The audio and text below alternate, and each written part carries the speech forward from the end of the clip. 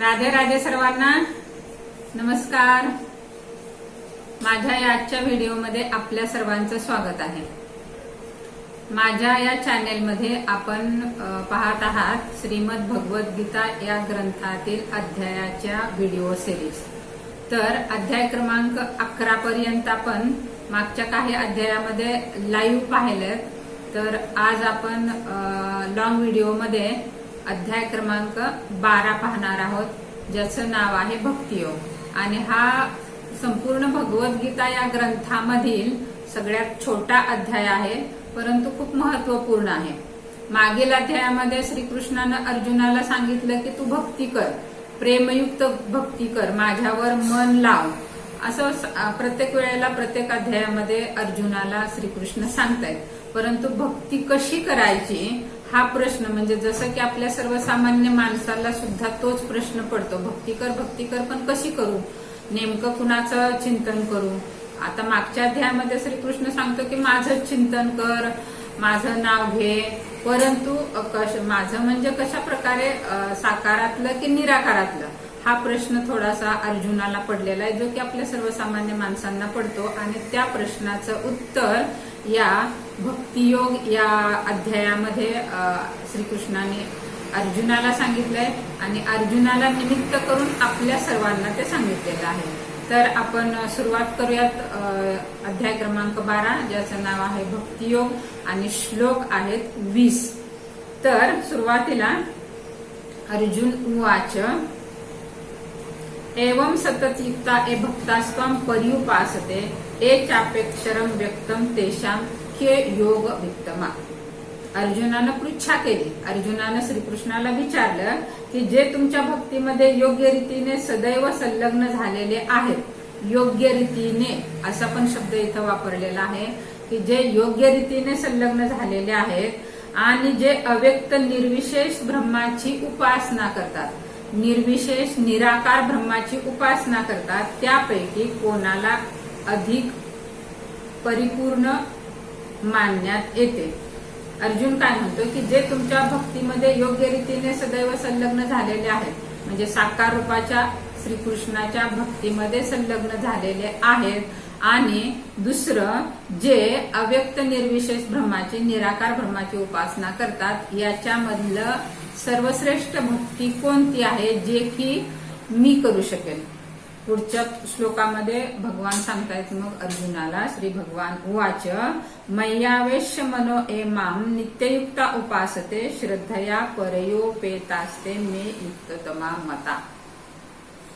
श्रीकृष्ण अर्जुनाला सांगतायत की हे बघ, हे अर्जुना, जे आपले मन माझ्या साकार रूपावर स्थित करतात, माझ्या साकार रूपावर सगुण रूपावर स्थित करतात आणि दृढ दिव्य श्रद्धेने माझी सतत उपासना करण्यामध्ये संलग्न झालेले असतात, दिव्य श्रद्धेने, श्रद्धायुक्त असं पण इथं म्हटलेलं आहे।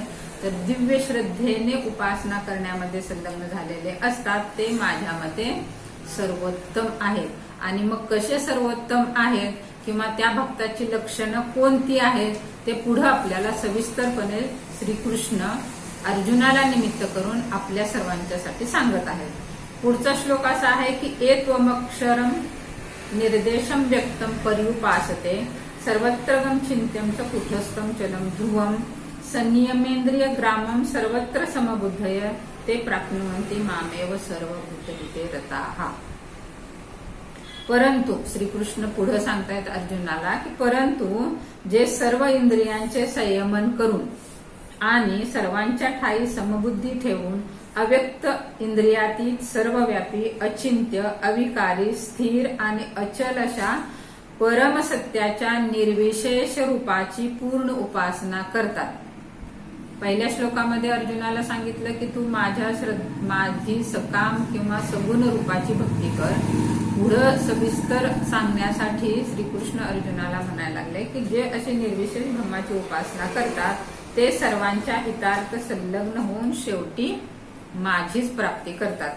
तर मग पुढच्या अध्यायामध्ये सांगतात श्रीकृष्ण की जे वेगवेगळ्या पद्धतीने किंवा निर्विशेष ब्रह्माची उपासना करतात ते सुद्धा सगळ्यात शेवटी माझ्यापर्यंतच पोचतात, मलाच येऊन मिळतात, तर क्लेशोधिकतरस्तेषां व्यक्तासक्त चेतसाम अव्यक्ता ही गतिर्दुःखम देहवतीर वाप्यते. तर मग ज्यांचे मन परम सत्याच्या अव्यक्त निर्विशेष रूपामध्ये आसक्त झालेले आहे त्यांना प्रगती करणे अतिशय क्लेशदायक आहे. जे निर्विशेष ब्रह्माची उपासना करतात ती उपासना एवढी सोपी नाही असं अर्जुनाला समजावून सांगतायत श्रीकृष्ण. त्या मार्गात प्रगती करणे हे देहधारी जीवासाठी नेहमीच अतिशय दुष्कर आहे. कारण देहधारी जीव हा निराकार ब्रह्माची उपासना करायचं म्हणजे खूप कठीण आहे असं श्रीकृष्ण अर्जुनाला सांगतायत. तु सर्वाणि कर्माणि मयि सन्न्यस्य मत्पराः अनन्येनैव योगेन मां ध्यायन्त उपासते तेषामहं समुद्धर्ता मृत्यू संसार सागरात भवामी न चिरात पार्थ मय्यावेशित चेतसाम.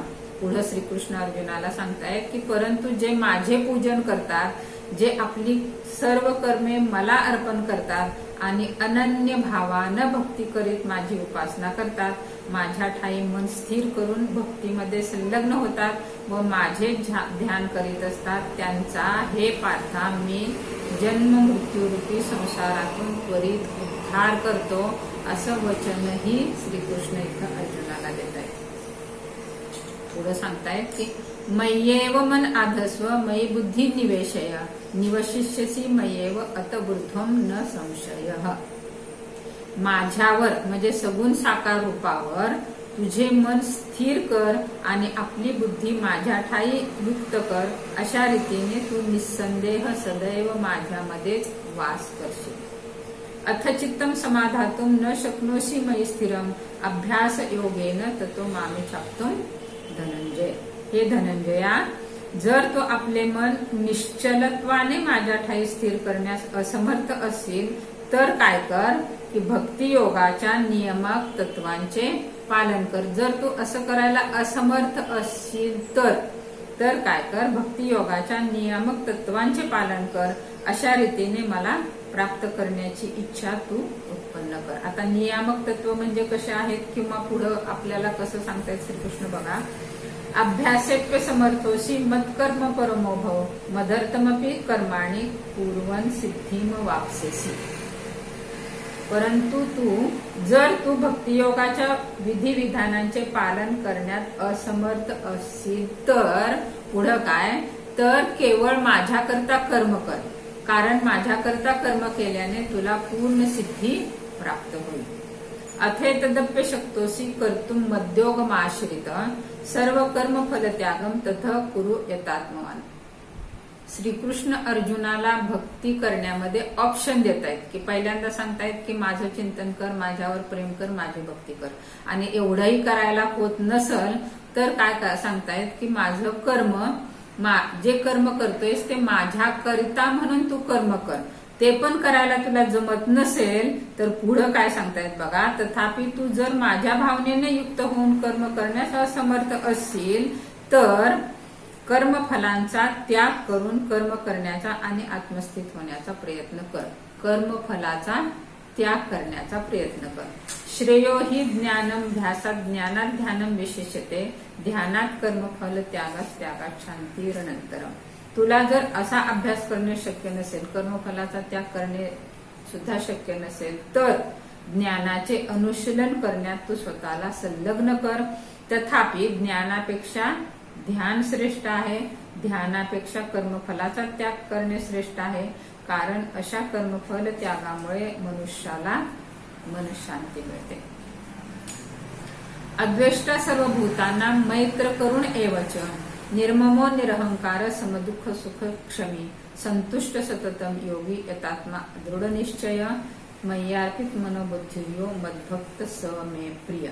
जो जीवांचा द्वेष करीत नाही आणि सर्व जीवांचा सुहृदय मित्र आहे, जो मिथ्या अहंकारापासून मुक्त आहे आणि स्वतःला स्वामी समजत नाही, जो सुखदुःखामध्ये समभाव राखतो, जो क्षमाशील सदैव तृप्त आत्मसंयमी आहे आणि आपले मन व बुद्धी माझ्यावर स्थिर करून जो दृढ निश्चयाने भक्तीमध्ये संलग्न झालेला आहे तो मला अत्यंत प्रिय आहे. यस्मान्नो द्विजते लोको लोकांनो द्विजते च य हर्षामर्ष भयोद्वेगैर्मुक्तो यशच मे प्रिय. पुढे सांगतायत ज्याच्यामुळे कोणीही उद्विग्न होत नाही आणि जो इतर कोणामुळे उद्विग्न होत नाही, जो हर्ष आणि दुःख, भय आणि चिंता यामध्ये समभाव राखतो, तो मला अत्यंत प्रिय भक्त आहे. अनपेक्ष सुचिर दक्ष उदासीनो गतव्यथ सर्वारंभ परित्यागी यो मद्भक्त स मे प्रिय. जो माझा भक्त साधारण दैनंदिन क्रियावर अवलंबून नसतो, जो शुद्ध, कुशल, चिंतारहित, दुःखमुक्त आणि कोणतेही फल प्राप्त करण्यासाठी महत् प्रयास करत नाही, तो मला अत्यंत प्रिय आहे. प्रिय भक्ताची लक्षणं इथं श्रीकृष्ण अर्जुनाला सांगतायत. यो न रुष्यति न द्वेष्टि न शोचति न कांक्षति शुभाशुभ परित्यागी भक्तिमान्य स मे प्रिय. पुढे सांगतायत की जो हर्षितही होत नाही किंवा दुःखही करीत नाही, शोकही करीत नाही किंवा आकांक्षाही करीत नाही आणि ज्याने शुभाशुभ गोष्टींचा त्याग केला आहे, असा भक्त मला अत्यंत प्रिय आहे. समशत्रोच मित्रेच तथा मानापमानयो शीतोष्ण सुख दुःखेषु समसंग निवर्जितः तुल्य निंदा स्तुतिर्मौनी संतुष्टो येन केनचित अनिकेत स्थिर मतीर भक्तीर मान्ये प्रियो नरः. जो मनुष्य शत्रू आणि मित्र यांच्या ठिकाणी समान असतो, जो मानापमान, शीत उष्ण, सुख दुःख, स्तुती निंदा यामध्ये समभाव राखतो, जो कुसंगापासून नेहमी मुक्त असतो, सदैव शांत आणि जे काही मिळेल त्यात संतुष्ट असतो, जो घरादाराची काळजी करीत नाही, ज्ञानामध्ये स्थित आहे आणि भक्तीमध्ये संलग्न झालेला आहे, तो मला अत्यंत प्रिय भक्त आहे. शेवटचा श्लोक आहे बघा. एतो धर्मामृतमिदं यथोक्तं पर्युपासते श्रद्धाना मत परमा भक्तास्ते तीव मे प्रिया. जे या अविनाशी भक्ती मार्गाचे अनुसरण करतात, त्या भक्ती मार्गाला अविनाशी, कधीही नाश न होणारा असा भक्ती मार्ग असं संबोधलं आहे. जे या अविनाशी भक्ती मार्गाचे अनुसरण करतात आणि मला परमलक्ष मानून श्रद्धेने पूर्णतया संलग्न होतात, ते मला अत्याधिक प्रिय आहेत. अर्जुनाचा प्रश्न होता की जे निराकाराची उपासना करतात ते, का जे साकार रूपातली उपासना करतात ते, यापैकी कोणते भक्त श्रेष्ठ आहेत, याचं वर्णन, सविस्तर वर्णन श्रीकृष्णाने अर्जुनाला या अध्यायामध्ये सांगितलेलं आहे. आपल्या सर्वांनाही ते कळलेलं असेल अशी अपेक्षा करते. आणि बघा, प्रत्येक अध्यायामध्ये आपल्याला नवनवीन ज्ञान प्राप्त होतंय आणि ते खरं तर हा जो भगवद्गीता ग्रंथ आहे तो एकदा वाचून किंवा एकदा ऐकून समजण्यासारखा नाही. जेव्हा जेव्हा आपण परत परत ह्या ग्रंथाचं श्रवण करतो तेव्हा अधिकाधिक आपल्याला ज्ञान प्राप्त होत जातं. तर इथं हा अध्याय संपलेला आहे आणि आपल्याला अध्यायातील श्रीकृष्णानं सांगितलेल्या गोष्टी समजल्या असतील असं मी आशा करते. आपल्या सर्वांवरती भगवान श्रीकृष्णाची कृपा राहावी. आणि माझा हा अध्याय जर तुम्हाला आवडला असेल तर व्हिडिओमध्ये राधे राधे अशी कमेंट करा. भेटूयात आपण पुढील अध्यायाच्या निरूपणाच्या रूपाने. तोपर्यंत सर्वांना नमस्कार. राधे राधे.